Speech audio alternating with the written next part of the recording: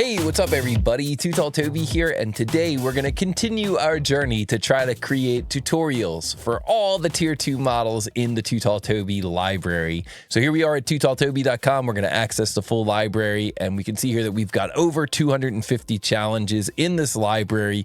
Quite a variety of different types of 2D to 3D challenges that you can attempt to complete. But if you're just getting started in the world of 3D CAD, you might want to filter these by the easiest challenges, the tier 1 challenges. Well, we've already gone through and completed all these and created tutorials for all these. So let's jump into the tier 2 challenges now. And our next challenge is going to be this one here, 24-12-05. I really like this challenge because this one can actually be 3D printed when we're done. So we can see here that 163 people have successfully solved this challenge, and it's got an average solve time of 7 minutes and 40 seconds. Let's see if we can beat that average solve time today. We're going to click here to begin and go. So the question here is, what is the mass of this part in xx.x grams? The tolerance is plus or minus 0.1 grams, and this part is made from ABS, and it's made using millimeters. And so even though we're on the clock here, I think it's always good to come up with a game plan before we get started. And one of the first things I always ask myself is, where should the origin be located in this model? I think in the case of this model, I'm probably going to put the origin right here. Now, the reason I'm choosing to put it in that location is because I anticipate that this part is going to go into an assembly and something is going to be routed through it, probably right through that center there. And so I think it makes sense to have my top plane and my right plane there. It might make it easy to accommodate those other parts in the assembly. And that's something we think about when we're deciding on the location of our origin. The part also has symmetry along this plane here, so I think the origin will be right at the center there as well.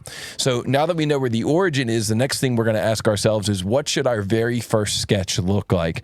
Now, in the case of this model has some thin walls. The entire thing is set up with a 4mm wall thickness. So what I could do is I could extrude this thing using thin walls, and that means I could design this thing with a sketch here constructed to create this shape here. It's kind of like outside shape.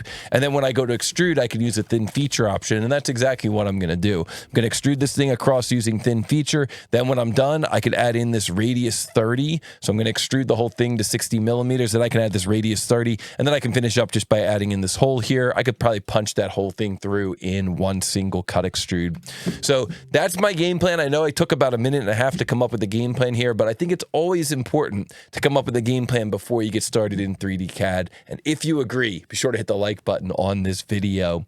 I'm going to click on this button here, open in a new window. This lets me open up the drawing and kind of move it over to my second monitor. And that way I can move the clock over here. We can keep an eye on this clock as we are modeling through this tutorial, and let's get into it here in Onshape. I'm going to choose to create a new document. I'm going to call this thing 24-12-05 cable clip, and that way if you ever get stuck on a model or on this model, you can search the public space in Onshape. You can actually open up my model and look through the history tree. And now I'm going to start out by looking at my unit system. So here we see our workspace units, millimeters, and grams. These are my default settings. I don't have to change this every time, but I always like to remind people how to change it.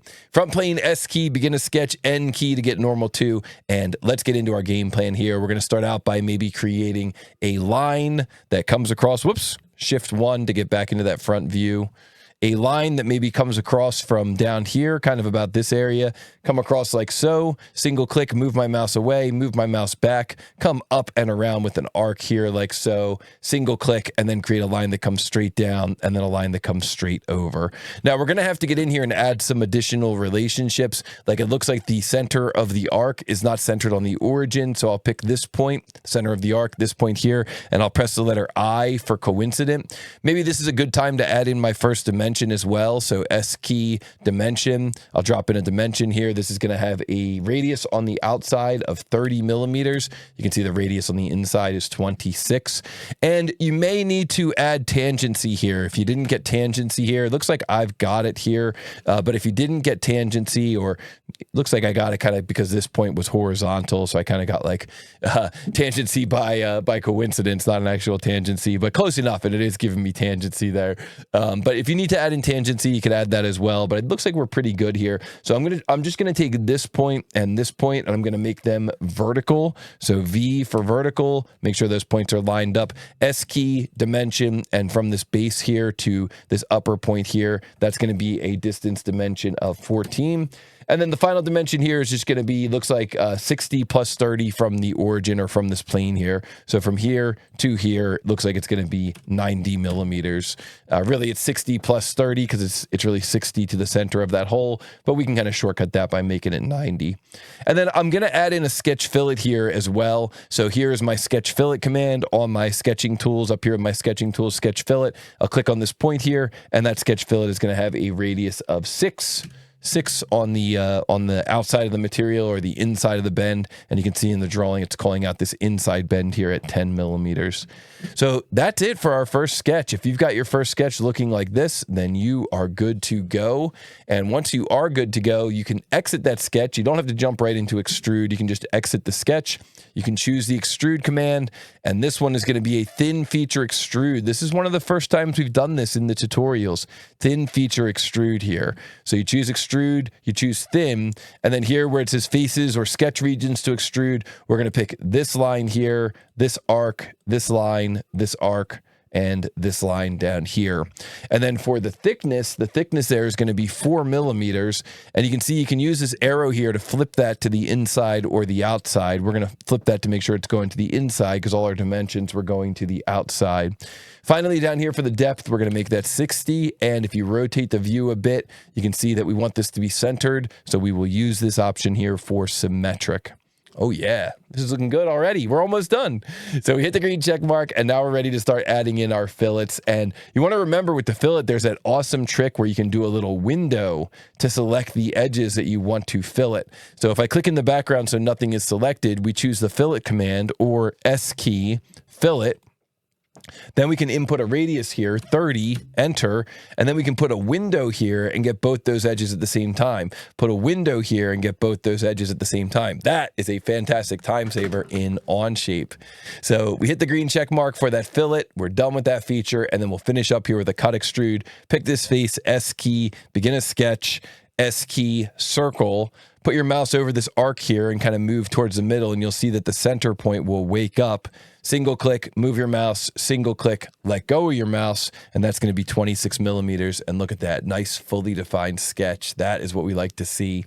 S key, extrude, and you'll notice here that because we used thin last time, we're kind of still on the thin command. So we do have to pick solid, and then you're probably going to have to click in this region again to get that to work. And this is going to be a solid remove and through all. And we hit the green check mark, and that's pretty much it for that model. It's a pretty cool little model. You can actually 3D print this as well. You can come down here to where it says part 1, right click. You can choose export, and then you could choose to export that as an STL and send it over to your 3D printer. So now that we've got that part all modeled up, we can press the letter P to hide our planes. We can right click here on this part 1. We can say edit appearance. I always like to change the appearance and kind of make it match the customer's appearance. The customers always like it when you do that.